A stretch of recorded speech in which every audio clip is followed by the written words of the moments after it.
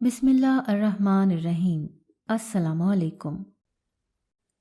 ماں کا نام سنتے ہی جو بات ذہن میں آتی ہے وہ سکون کی ہوتی ہے، لیکن اگر وہی ماں سکون کی جگہ بے سکونی دے تو اولاد ٹوٹ جاتی ہے۔ رشتوں پر ماں باپ کا صرف لیبل لگ جانے سے بات ختم نہیں ہو جاتی۔ جس رشتے میں اللہ نے آپ کو باندھا ہے اسے نبھانا بھی پڑتا ہے، دلوں کو صاف بھی رکھنا پڑتا ہے۔ میرا نام عمر ہے، میرا تعلق خانپور کٹورا سے ہے۔ میں جب 15 سال کا تھا تب میرے والد گرامی اس دنیا فانی سے کوچ کر گئے تھے۔ میری والدہ ایک گھریلو سیدھی سادی خاتون تھیں، باہر کی دنیا اور اس کی رنگینیوں سے بالکل انجان۔ میرے علاوہ میرے 5 بہن بھائی ہیں جو سب مجھ سے چھوٹے ہیں۔ ابا کی وفات کے بعد میرے خاندان پر بہت مشکل وقت آ گیا تھا۔ میرے والد گرامی ریلوے اسٹیشن پاکستان کے کلیکٹر تھے۔ آمدنی اتنی تھی کہ روز کا خرچہ چل جایا کرتا تھا، مگر جب ابا اس دنیا سے گئے تو ہمارے پاس اتنے پیسے بھی نہ تھے کہ اس رات کا چولہا گھر جلا لیا جاتا۔ جب گھر کے حالات مزید خراب ہوئے، گھر میں فاقے کاٹنے پڑے، تو سمجھ آئی کہ اسی کا نام زندگی ہے۔ میری والدہ نے گھر چلانے کے لیے سلائی کڑھائی کا کام شروع کیا۔ اللہ کا کرم ہوا اور اماں کا سلائی کڑھائی کا کام چل پڑا۔ فاقوں سے جان خلاصی ہوئی تو کچھ حوصلہ بھی ہوا۔ میری اور میرے بہن بھائیوں کی تعلیم گورنمنٹ اسکول میں اچھی چل رہی تھی۔ میں نے میٹرک کے امتحان پاس کیے تو سوچا آگے پڑھنے کے بجائے اماں کا ہاتھ بٹا دیتا ہوں۔ میں نے ایک فیکٹری میں نوکری تلاش کرنا شروع کر دیا۔ شاید اچھے دن چل رہے تھے یا طوفان کے آنے سے پہلے والی خاموشی تھی جو مجھے آرام سے فیکٹری میں 20,000 کی تنخواہ پر نوکری مل گئی۔ میں نے اماں کو خوشخبری سنائی تو ان کے چہرے پر ابا کی وفات کے بعد پھر سے چمک آئی۔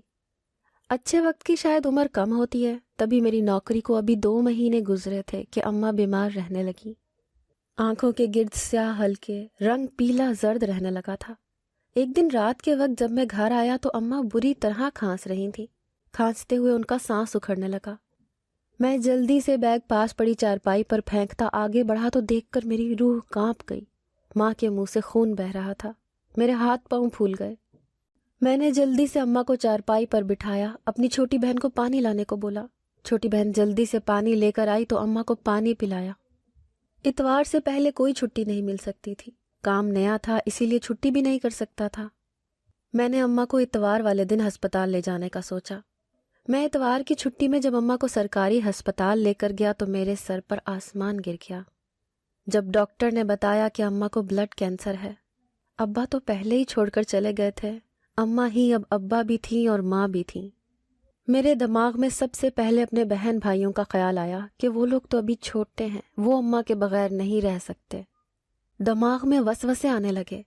میں اس قدر اماں کی بیماری سے ڈر گیا تھا کہ یہ تک سوچ بیٹھا تھا کہ اگر اماں کو کچھ ہو گیا تو کیسے اپنے بہن بھائیوں کو سنبھالنا ہے۔ لیکن وہ کہتے ہیں نا، جسے اللہ رکھے اسے کون چکھے۔ ڈاکٹر نے بتایا کہ اماں کو بلڈ کینسر ہے۔ مجھے ڈاکٹر صاحب کی بات سمجھ آ گئی تھی، لیکن میرے پاس اس وقت اتنے پیسے نہیں تھے کہ میں اپنی ماں کا علاج اچھے سے کروا سکتا۔ میں پریشان کن حالت میں گھر کے لیے روانہ ہو گیا۔ رکشے میں بیٹھ کر اپنی اماں کو ساتھ بٹھا کر گھر لے گیا، لیکن ایک نئی فکر ستانے لگی کہ کیسے اماں کا علاج کرواؤں گا، اتنے پیسے کہاں سے آئیں گے۔ فیکٹری سے بھی ادھار لینے کی کوشش کی، لیکن نوکری نئی تھی تو ادھار پیسے بھی نہ مل پائے تھے۔ میں اماں کو سرکاری ہسپتالوں میں در بدر لے کر پھرتا رہا، لیکن سرکاری ہسپتال میں قسمت سے ہی باری آتی ہے۔ ایک دن میں فیکٹری گیا تو پتہ چلا کہ فیکٹری میں آگ لگ گئی ہے۔ کپڑے کا کام تھا، تبھی سارا مال جل کر راکھ ہو چکا تھا۔ فیکٹری کے مالک نے فیکٹری بند کر دی اور کسی اور کو بیچ دی، جہاں اب نئے سرے سے کوئی کارخانہ بنایا جانا تھا۔ میں کندھے جھکائے گھر لوٹ آیا۔ اب کیا کرتا، کہاں سے لاتا اپنی اماں کے علاج کے لیے پیسے؟ اماں کی علاج کے پیسے پورے نہیں ہو رہے تھے، اس پر اپنی پڑھائی کا خرچہ کیسے اٹھاتا؟ اسی لیے اپنی پڑھائی چھوڑ دی، لیکن اپنے بہن بھائیوں کو پڑھنے دیا۔ در بدر کی ٹھوکریں کھانے کے بعد، لوگوں کی باتیں سننے کے بعد، میرے ایک دوست نے مجھے ایک بنگلے میں چوکیدار کی نوکری پر لگوا دیا۔ 3 وقت کا کھانا ملتا تھا۔ گھر کی ایک مالکن تھی، اس کا شوہر اسے چھوڑ کر کسی انگریز کے ساتھ شادی کر چکا تھا۔ عورت بہت امیر تھی، گھر میں ڈھیروں ڈھیر نوکر تھے۔ میرے دوست نے بتایا تھا کہ مالکن عربی ہے۔ مالکن کو کبھی دیکھا نہیں تھا، اس کی بس ایک بیٹی تھی جو اکثر باہر لان میں آ جایا کرتی تھی۔ مالکن کے شوہر کی بات بھی گھر کے ایک مخبر نوکر نے مجھے بتائی تھی۔ میرا پہلا دن تھا، مجھ سے کسی قسم کا کوئی سوال نہیں کیا گیا تھا۔ बस एक यूनिफॉर्म दे दिया गया था और एक M416 मेरे हाथ में थमा दी गई थी। मेरे साथ मेरा दोस्त चौकीदारी करता था। पहले पहले तो ये नौकरी मुश्किल लगी, लेकिन फिर आहिस्ता आहिस्ता आदत होने लगी। 2 दिन गुजरे तो एक हूर परी, सुर्ख सफेद रंगत, तीखे नकूश, पतली सी कमर, उस पर लहलहाते लंबे घने बाल, वो खूबसूरती का शाहकार थी। मैं उसको देखने में इतना मगन था कि मेरे दोस्त ने मुझे टोका तो मेरा तसलसल टूटा। उसने मुझे बताया कि ये मालिकन की इकलौती बेटी है। मैंने एक नज़र फिर से उसकी जानिब देखा और देखता ही रह गया। वो लॉन में पड़े झूले पर बैठी किसी किताब का मुताला कर रही थी। उसने मेरी तरफ देखा, जिस पर मैं आंखें फेर गया और चोर नज़रों से उसे देखने लगा, तो वो भी मुस्कुरा दी। उसकी मुस्कुराहट बहुत खूबसूरत थी, जैसे बहार में फूल खिलते हों, और आंखें तो जैसे पूरा जहान उनमें बसता हो। मैं भी देखने में खूबसूरत नौजवान था। गरीबी ने बेबस ना किया होता तो मैं किसी भी लड़की का क्रश होता। मेरे दोस्त ने टोका तो मैं गड़बड़ाकर इधर उधर देखने लगा। रात का वक्त था, हल्की ठंडी हवा चल रही थी। सारा दिन खड़े रहने की वजह से मेरी टांगें अब शल होने लगी थी। मेरा दोस्त क्वार्टर में जाकर सो चुका था। जब सामने से हॉल का दरवाज़ा खुला, मेरी नज़र बेसाख्ता सामने गई तो सामने अबाए में एक औरत दरवाजे से निकली। रात का आधा पहर था। ना जाने वो कौन थी और कहाँ जा रही थी। मैं हैरान नज़रों से अभी देख रहा था कि एकदम वो लड़की भागती हुई मेरे पास आई। नकाब में बस 2 आंखें नजर आ रही थी। उन आंखों में जब मैंने गौर से देखा तो मैं पहचान गया कि ये मालिकन की बेटी है, लेकिन ये कहाँ जा रही थी इस बात से मैं हैरान था। उसने जैसे ही मेरी तरफ देखा तो मेरी रूह कांप गई, क्योंकि उसकी आंखों में आंसू थे। उसने जल्दी से मुझे पीछे किया और दरवाज़ा खोलकर बाहर निकल गई। अब वो भागने वाले अंदाज में चल रही थी। मैंने थोड़ा सा बाहर झांक कर देखा तो वो किसी गाड़ी में बैठी और फिर गाड़ी धुआं उड़ाती वहां से गायब हो गई। मैं सारी रात हैरान परेशान रहा और सोचता रहा कि न जाने लड़की कहाँ गई, और अगर मालिकन को पता चल गया तो वो तो मुझे जेल भी करवा सकती है। लड़की न जाने वापस आई कि नहीं आई। मैं बहुत घबराया हुआ था, क्योंकि रात के वक्त किसी और चौकीदार की ड्यूटी होती थी। अम्मा ने मुझसे पूछा भी कि क्या हुआ है, लेकिन मैं उनको क्या बताता। मुझे तो पहले दिन के बाद ही अपनी नौकरी जाती हुई महसूस हो रही थी। अगली सुबह मैं डरता हुआ अपनी मालिकन के घर गया। अभी मैं दाखिल हुआ ही था कि एक आदमी जल्दी से घर से बाहर को निकल रहा था। जाते वक्त उसने बहुत गौर से मेरी तरफ देखा। मैं भी हैरानगी से उसकी आंखों में देखने लगा।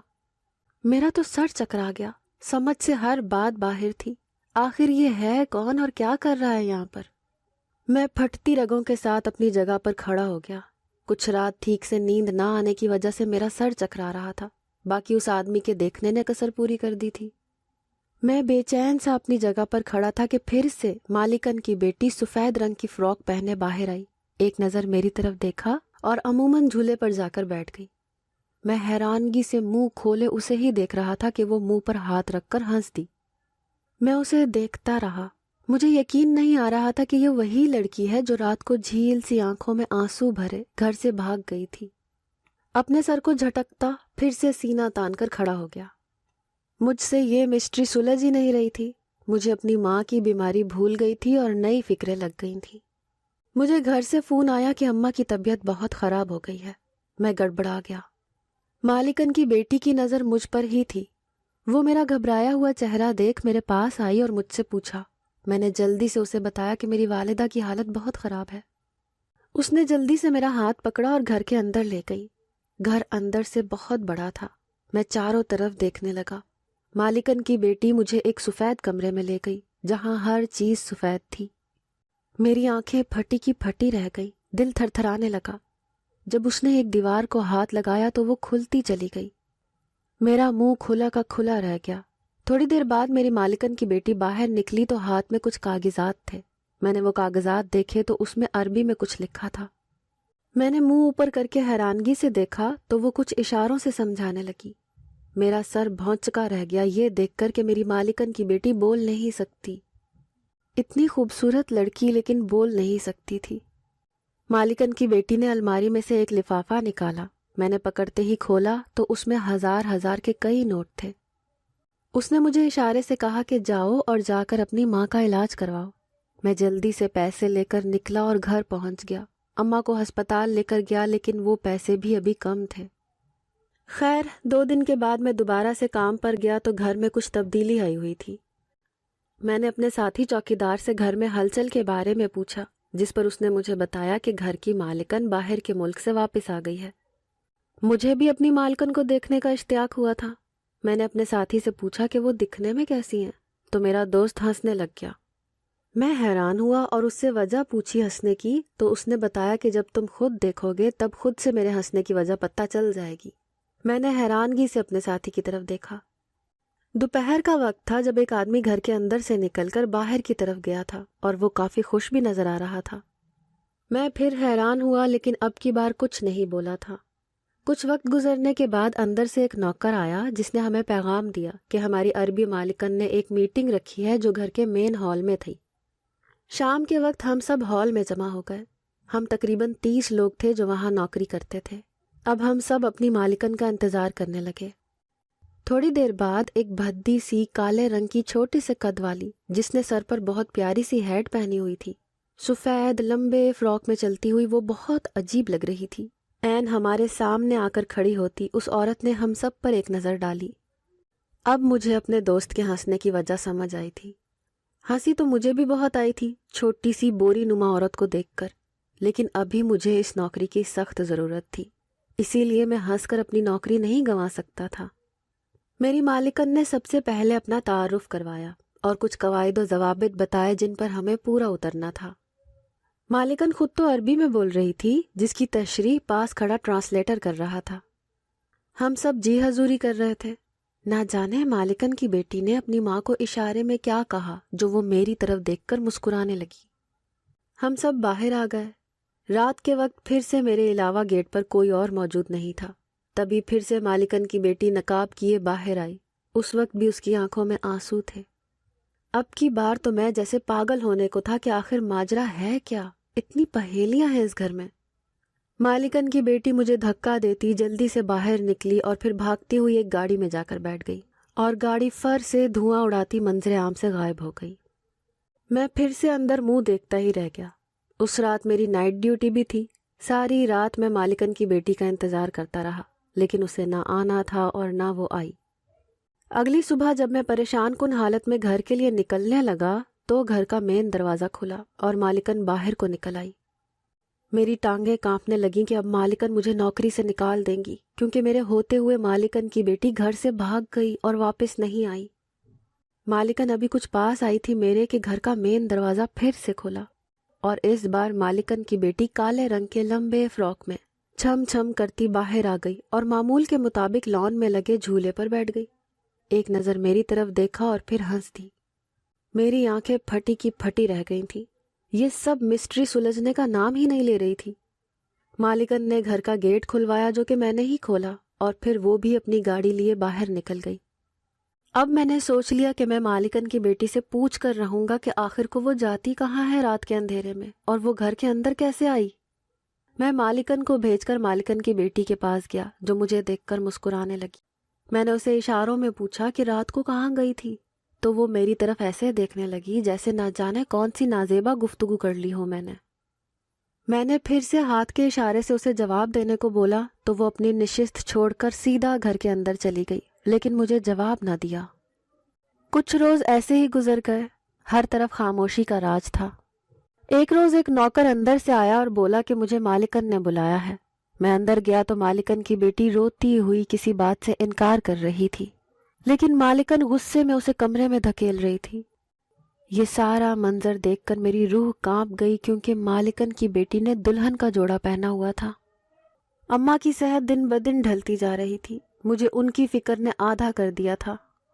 اس روز بھی اماں کی حالت کافی خراب تھی۔ میں اماں کی پریشانی میں تھا، اس پر مالکن کا اپنی بیٹی کے ساتھ ایسا رویہ اور مالکن کی بیٹی کا دلہن بنے ہونا مجھے بہت عجیب لگ رہا تھا۔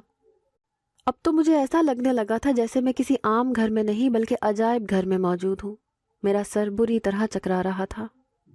میں نے مالکن کی طرف دیکھا تو وہ مسکرانے لگی اور اپنے پرسنل سیکرٹری کو کچھ کہہ کر مسکراتی ہوئی کمرے میں چلی گئی۔ اب مجھے اس سب سے الجھن محسوس ہونے لگی تھی۔ میں نے سیکٹری کی طرف ماتھے پر بل سجائے دیکھا تو اس نے بتایا کہ میری عربی مالکن ہر سال اپنی اکلوتی بیٹی کا حلالہ کرواتی تھی۔ ایسا کیوں کرتی تھی کوئی نہیں جانتا تھا۔ حلالے کے لیے جو بھی مرد آتا اسے لاکھوں روپے اور مہنگے مہنگے تحفے دیتی۔ مجھے حیرت ہوئی تھی کہ کون اپنی بیٹی کے ساتھ ایسے کرتا ہے۔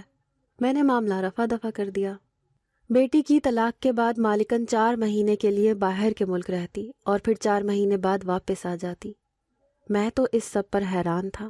ایک تو حلالہ کرنا گناہ کے زمرے میں آتا ہے، دوسرا ہر سال یہ گناہ بہت بے شرمی سے ہو رہا تھا، اور نہ جانے کتنے سالوں سے ایسا ہی ہوتا آ رہا تھا۔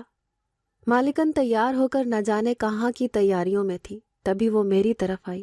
مالکن کی بیٹی کو طلاق ہو چکی تھی۔ اپنے ٹرانسلیٹر سے کچھ عربی میں بات کی، ٹرانسلیٹر نے بھی عربی میں جواب دیا۔ اب کی بار مالکن کی بیٹی کی طلاق ہوئی تو وہ مجھ سے کہنے لگی، تم میری بیٹی سے حلالہ کر لو۔ ہلکی اردو میں بولتی وہ بہت عجیب لگ رہی تھی، لیکن میں خوش ہو گیا کہ میری لاٹری نکل آئی ہے۔ اس کے ٹرانسلیٹر نے بتایا کہ وہ مجھے لاکھوں روپے دے گی جس سے میں اپنی ماں کا علاج کروا لوں گا۔ میں حلالہ کرنے پر راضی ہو گیا۔ 2 دن بعد نکاح خواں کو بلایا گیا۔ میں اپنی ماں کو سب کچھ بتا چکا تھا۔ پہلے تو وہ سخت ناراض ہوئی، لیکن باقی بہن بھائیوں اور میرے سمجھانے پر سمجھ گئی۔ جب ان کو سمجھایا کہ پیسے ملنے پر ان کا کسی اچھے اسپتال میں علاج ہوگا اور پھر باقی بہن بھائی اچھی پڑھائی کر لیں گے۔ خیر کافی مشکل سے ہی صحیح، لیکن اماں اس حلالے کے لیے راضی ہو گئی۔ حلالے کی رات جو ہی بیوی کے کمرے میں گیا تو وہ بہت سہمی ہوئی تھی۔ گھبرایا ہوا تو میں بھی تھا، لیکن میری بیوی کے چہرے پر عجیب سا خوف تھا۔ میں نے اس سے اشارے سے پوچھا کہ کیا ہوا ہے، جس پر پہلے وہ ادھر ادھر دیکھنے لگی، لیکن پھر نہ میں سر ہلا دیا۔ میں نے اس سے پیار سے پوچھا کہ کیا ہوا ہے، تم اتنی ڈری ہوئی کیوں ہو؟ میں تمہارا شوہر ہوں، اور شوہر ہونے سے پہلے میں تمہارا دوست ہوں۔ میرے خیال کے مطابق مالکن کا رویہ ہی میری بیوی کے ڈرنے کی وجہ تھا، لیکن جب اس نے بستر کے نیچے اشارہ کیا تو مجھے حیرانگی ہوئی۔ میں نے جھانک کر دیکھا تو روح لرز گئی جب دیکھا کہ وہاں ایک دروازہ سا بنا ہوا تھا۔ میں نے اوپر دیکھا تو میری بیوی رو رہی تھی۔ میں حیران رہ گیا اور اپنی بیوی سے اشاروں میں پوچھا کہ یہ کیا ماجرا ہے۔ اس نے اشاروں میں بتایا کہ یہاں سے اکثر اوقات بہت بری اسمیل آتی ہے اور اکثر اوقات عجیب سی آوازیں بھی آتی ہیں۔ میں نے پہلے اپنی بیوی کی طرف دیکھا اور پھر اس کو بستر سے اٹھنے کو بولا۔ وہ لہنگا سنبھالتی اپنی جگہ سے اٹھی اور سائڈ پر کھڑی ہو گئی۔ میں نے بیڈ کو ہلکا سا دوسری طرف دھکیلا تو نیچے ایک قالین تھا۔ میں نے قالین کو ہلکا سا اٹھایا تو نیچے ایک دروازے نما بورڈ لگا ہوا تھا۔ میں نے حیرت سے اپنی بیوی کی طرف دیکھا اور پھر قالین کو تھوڑا سا پیچھے کیا اور وہ بورڈ ہٹا دیا۔ نیچے سیڑھیاں ہی سیڑھیاں تھیں اور اندھیرا ہر طرف چھایا ہوا تھا۔ میں نے اپنے فون کی ٹارچ جلائی اور اپنی بیوی کا ہاتھ پکڑ کر نیچے لے گیا۔ یہ کوئی بھول بھلیاں تھیں۔ میں اور میری بیوی حیران ہوتے ہوئے ادھر ادھر دیکھنے لگے۔ دیواروں کو ٹٹولا لیکن وہاں کوئی سوئچ بورڈ نہیں تھا۔ پھر ایک جگہ سے ہلکی سی لکیر نما روشنی نظر آئی۔ میں اس روشنی کی طرف بڑھا۔ وہاں ایک دیوار تھی۔ میں نے دیوار کو ہلکا سا دھکیلا تو وہ کھلتا چلا گیا۔ میری آنکھیں پھٹی کی پھٹی رہ گئی۔ دروازہ کھلا تو میں اور میری بیوی اندر گئے، جہاں بہت سے ٹی وی لگے ہوئے تھے۔ تاریں جگہ جگہ بکھری ہوئی تھیں۔ مجھے حیرت کا جھٹکا لگا کہ یہ کیا ہے۔ ایک دم سے ہر طرف کے ٹی وی چل پڑے اور وہاں مختلف قسم کی پورن ویڈیوز چلنے لگی، جن میں ہر جگہ پر مختلف مرد تھے۔ میری بیوی نے ایک دم نہ جانے ٹی وی میں کیا دیکھ لیا کہ وہ منہ پر ہاتھ رکھ کے پیچھے دیوار کے ساتھ جا لگی۔ میں نے اس سے پوچھا کہ کیا ہوا ہے تو اس نے اپنے لہنگے کی طرف اشارہ کیا اور پھر ٹی وی کی طرف۔ میں نے ایک نظر اپنی بیوی کی طرف اور دوسری نظر ٹی وی کی طرف دیکھا اور ٹی وی کی طرف غور کیا۔ اس نے مجھ سے میرا فون پکڑا اور مجھے لکھ کر بتایا کہ یہ سب اس کے سابقہ شوہر ہے اور اس دلہن کے لباس میں کوئی اور نہیں بلکہ وہی ہے۔ میری آنکھیں حیرت سے کھل گئی۔ مجھے یقین نہیں آ رہا تھا کہ ایک ماں ایسے کیسے کر سکتی ہے۔ میں اور میری بیوی واپس اوپر آئے اور سوچنے لگے کہ اب کیا کرنا ہے۔ مجھے تو کچھ سمجھ نہیں آ رہی تھی۔ تبھی اس نے مجھے اشارے میں بتایا کہ وہ ایک لڑکے کو جانتی ہے جو بتا سکتا ہے کہ یہ ویڈیوز بنانے کا کیا مقصد ہے۔ میں نے اس سے اس آدمی کے بارے میں پوچھا کہ کون ہے، کہاں کا ہے، کیسا ہے، جس پر اس نے میری مالکن کے پرسنل سیکٹری کے بارے میں بتایا۔ لیکن سیکٹری سے یہ بات اگلوانا اتنا آسان نہیں تھا۔ میری بیوی نے مالکن کے سیکٹری کو کمرے میں بلایا۔ وہ سر جھکائے ہاتھ باندھے باادب کھڑا تھا۔ میری بیوی نے اسے سارا معاملہ بیان کیا اور اسے سب سچ بتانے کو بولا۔ میری مالکن میری بیوی سے میرا نکاح کرواتی واپس باہر کے ملک جا چکی تھی۔ پہلے تو وہ حیران رہ گیا، پھر میری بیوی کے رونے پر اس نے بتایا کہ میری مالکن یہ ساری ویڈیوز باہر کے ملک بیچ چکی ہیں۔ ہم دونوں کو حیرت کا جھٹکا لگا کہ ایسے کیسے ہو سکتا ہے۔ میری بیوی کا رنگ ایک دم پیلا پڑ گیا۔ وہ ایک ماں تھی، یہ الگ ہی روپ دیکھنے کو ملا تھا ماں کا۔ میری بیوی بے ہوش ہو گئی تھی۔ میں نے اسے جلدی سے بستر پر لٹایا اور اس پر پانی کی چھینٹیں ماری۔ سیکٹری کو سارا سسٹم بند کرنے کے لیے بولا، جس پر اس نے سارا سسٹم بند کر دیا۔ میری بیوی کو ہوش آ چکا تھا۔ میں نے اپنی بیوی سے اس سب کی وجہ پوچھی، جس پر اس نے لا علمی کا اظہار کیا۔ میں ابھی مزید کچھ پوچھتا کہ باہر سے گولیوں کی آوازیں آنے لگی۔ ہم سب ایک دفعہ پھر گھبرا گئے۔ سیکٹری نے بتایا کہ مالکن کو سب پتہ چل گیا ہے اور وہ واپس آئی ہیں۔ میں نے اور میری بیوی نے ایک دوسرے کی طرف دیکھا۔ میں نے جھٹ سے پولیس کو فون کیا اور سارا ایڈریس سمجھا دیا۔ مالکن کمرے میں آئی۔ ہمیں کچھ دیر انتظار کرنا تھا پولیس کا۔ میں نے مالکن کی طرف دیکھا۔ مالکن مجھے گالیاں دینے لگی، لیکن میں پھر بھی ڈھیٹ بنا کھڑا رہا۔ ابھی مالکن کچھ اور کرتی کہ پولیس کا سائرن چاروں طرف سے گونجنے لگا۔ میں نے سکون کا سانس لیا۔ میری مالکن نے بھاگنے کی کوشش کی، لیکن پولیس نے اسے گرفتار کر لیا۔ ہم نے سب کچھ پولیس کے حوالے کر دیا اور پولیس کے ذریعے مالکن سے سچ اگلوایا، جس پر اس نے بتایا کہ میری بیوی مالکن کے دوسرے شوہر میں سے ہے۔ ان کی پہلی بیوی تو بیٹی کے پیدا ہوتے ہی مر گئی، لیکن ساری جائیداد میری بیوی کے نام کر گئی۔ تبھی سے مالکن نے یہ کام دھندا کر کے پیسے کمانا شروع کیا۔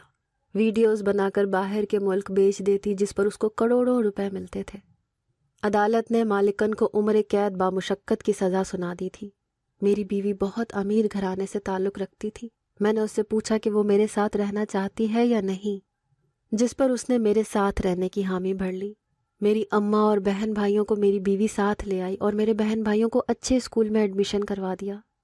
میری اماں کا علاج بہت اچھے ہسپتال میں ہو رہا ہے اور میرے بہن بھائی اب کالج یونیورسٹی جاتے ہیں۔ میری بیوی نے میرا ہر جگہ ساتھ دیا تھا، جس وجہ سے میں نے اپنی بیوی سے یہ تک نہیں پوچھا کہ کس کے ساتھ وہ رات کے وقت باہر جایا کرتی تھی۔ اس نے میرا اتنا ساتھ دیا تو مجھے بھی یہ سوال پوچھ کر اپنی بیوی کو دکھ نہیں دینا چاہیے۔ میری اماں کا علاج اچھا ہو گیا تھا اور میں بھی اپنی بیوی بچوں کے ساتھ پرسکون زندگی گزار رہا ہوں۔ اگر آپ کو ہماری آج کی کہانی پسند آئی ہے تو اس ویڈیو کو لائک کریں اور زیادہ سے زیادہ شیئر کیجیے۔ اس طرح کی مزید اچھی اور سبق آموز کہانیاں سننے کے لیے ہمارے چینل کہانی بازار کو سبسکرائب کرنا نہ بھولیے گا۔ فی امان اللہ، اللہ حافظ۔